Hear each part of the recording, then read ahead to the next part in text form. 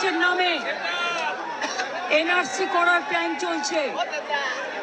বিজেপিকে আমি বিশ্বাস করি না।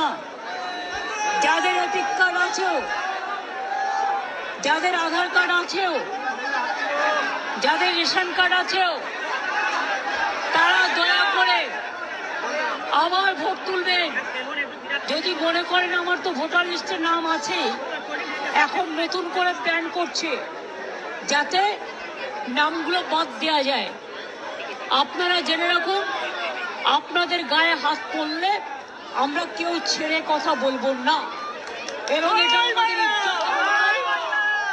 অস্তিত্বের লড়াই, ঠিকানার লড়াই, সম্প্রীতির লড়াই, সংস্কৃতির লড়াই, মা বোনদের সম্মানের লড়াই, ছাত্র যৌবনের লড়াই, হিন্দু মুসলমান, তপশিলি আদিবাসী, জনজাতি সবার লড়াই।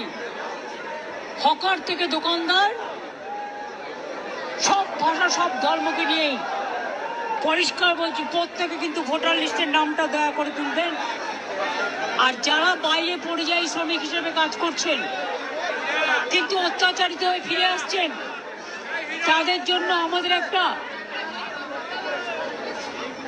একটা ওয়েব লাইনে একটা পোর্টাল আছে পরিযায়ী শ্রমিকদের জন্য। তারা সেখানে জানান যে আমরা ফিরে এসেছি, আমাদের সাহায্য করা হোক। তাহলে যারা ফিরে আসবে সঙ্গে সঙ্গে তাদের রেশন কার্ড করে দেবো, তাদের স্বাস্থ্যসাথী কার্ড করে দেবো, তাদের লক্ষ্মীর ভান্ডার করে দেবো, তাদের মেধাশ্রী করে দেবো, তাদের ঐক্যশ্রী করে দেবো, তাদের শিক্ষাশ্রী করে দেবো। যদি কারো বাড়ি না থাকে কমিউনিটি কিচেন করে দেবো।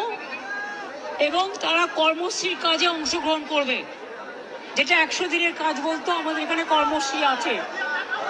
আর হাতেও আমরা কিছু সাহায্য দেব, চিন্তা করবেন না।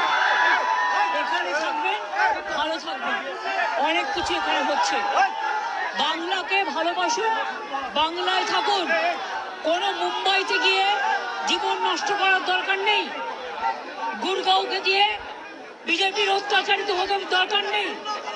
গুজরাটে গিয়ে অত্যাচার, মহারাষ্ট্রে অত্যাচার, আসামে অত্যাচার, উড়িষ্যায় অত্যাচার, মধ্যপ্রদেশে অত্যাচার, রাজস্থানের অত্যাচার।